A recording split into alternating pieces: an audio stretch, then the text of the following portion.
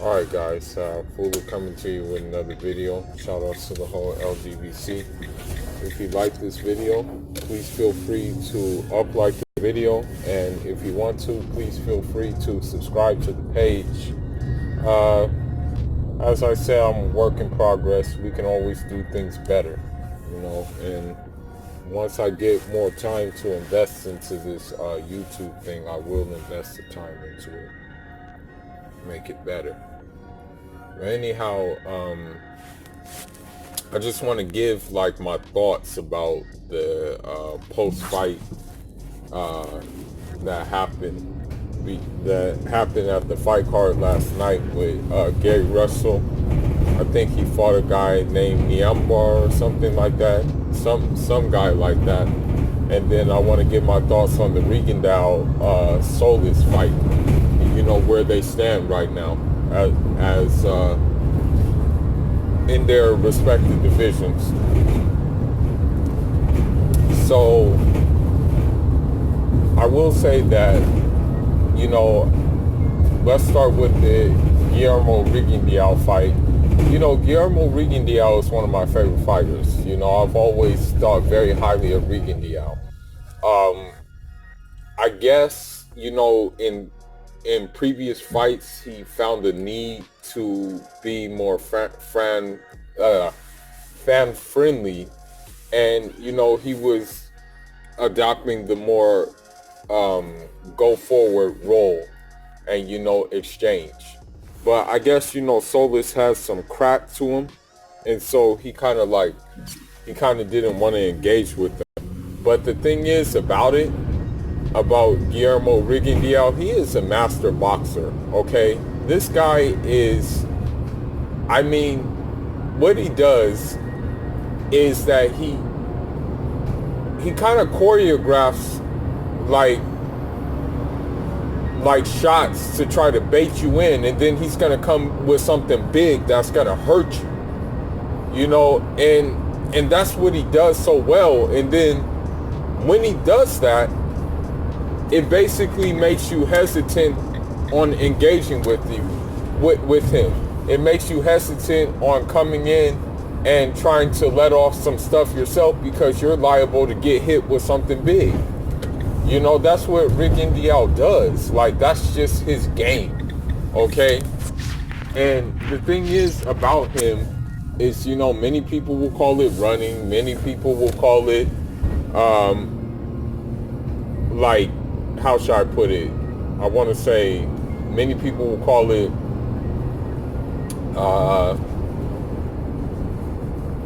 basically, oh, he's boring and this, that, and the other. But I will say this about last night's fight. Solis was definitely pushing the action. One judge had it greatly in favor for him. And I guess, that judge was just looking at his aggressiveness and his desire to push the action.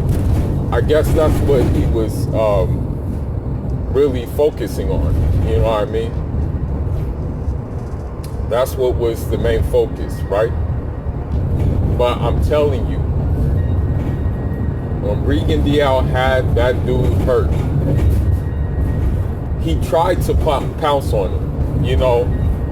He tried to really get on him. But what happened was they ruled it a knockdown, because he fell through the ropes or whatever, or he went back on the ropes. So when that happened, they ruled it a knockdown, and Rigondeaux couldn't continue on applying the pressure. Because this is the one thing I noticed about Rigondeaux. Is that when he has you hurt, that's when he's going to get on you. He's not going to just go in there and just go shot for shot. He's not going to let you hit him and then he hits you back. No, that's not going to be that's not his game plan. His game plan is to hit you while you're trying to hit him and him not taking a shot. That's Rigondeaux's game plan, okay? Point blank, period. And it's worked quite well for him, I must say. You know? And the thing is about it is that, you know, with Rigondeaux, he basically like made Solis very hesitant in trying to hit him, you know. And then you heard the fans booing. The fans were booing. You know what I mean? And the thing is this. During, you know, Rigondeaux was giving away rounds because there were times where he wasn't engaging.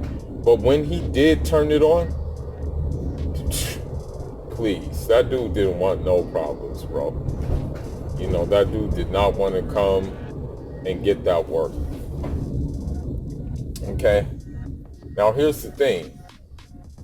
At the end of the fight, at the end of the rounds, like the closing rounds, what Rigondeaux did is he started to showboat. You know, he started to showboat. He put his hands down, you know, but the dude didn't want to engage. So, if the dude doesn't want to engage, what is he left to do? You know? Because what the dude was waiting for Rigondeaux to come forward. You know? But shout outs to Rigondeaux, man. He did what he had to do. Shout outs to him. You know, he got the job done. Job was well done. Could have been done a little bit better with more effective aggressiveness, but I still don't fault him for it. He did what he had to do. Shout out to Rigondeaux. He's now the 118 champion. What he did is he called out Inoue. And I don't know, man. I don't know if Rigondeaux has like a second wind. You know, I don't know if he's like ageless. I don't really know, man. Because I really think he's older than what they put on the box rec or whatever the case may be. I don't know how that fight would go, to be honest with you. You know, I don't know if he would succumb to the pressure of Inoue. You know, Inoue do got some power. You know, so I don't really know what would occur in that fight. But on paper, I guess it would be a pretty good fight. You know. Now we move on to the Gary Russell fight and the Niambar fight. What I can say about Gary Russell is that he is a good boxer, man. Gary Russell is a good boxer. Okay? That Niambar guy wasn't a slouch. Okay, he was ready. You know, but I think the difference that was made was, number one, the experience factor. Number two, the footwork was a little bit better. And number three, hand speed. You know, Niambar, although he was doing like some good work and stuff like that, what he pretty much did was just come forward. He came forward, but he had the head movement and stuff like that. But, you know, a fighter like Gary Russell, you're going to have to do a lot of stuff. You're going to have to fight on the back foot. You're going to have to do many things, have many faces to your game in order to be successful against him. And Niambar simply just didn't have it. That was the problem. So with that being said, Gary Russell boxed his way to a unanimous decision, basically. The scorecards were kind of wide because that dude did land a couple of big shots on Gary Russell. You know, so he defended his featherweight title. So at this point, you know, I don't know what's left for Gary Russell to do. I mean, it looks like Tank is going to get the Leo Santa Cruz fight. Whereas Gary Russell, I mean, I don't know what he should do right now. You know, he did call out Tank, of course. I don't know if Tank wants to fight him. I don't even know if Gary Russell really wants to fight Tank. I really don't know at this present time. But the thing is that I guess, you know, Gary Russell at this point, I don't know what's in his head, but I guess he's like kind of content with fighting once a year.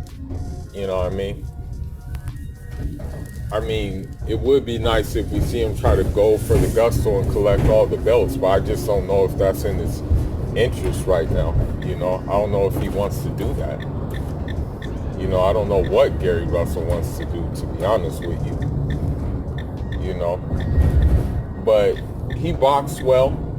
You know, Gary Russell I would say like Gary Russell didn't really show the power, because we do know sometimes Gary Russell can't sit on punches even if he has the hand speed.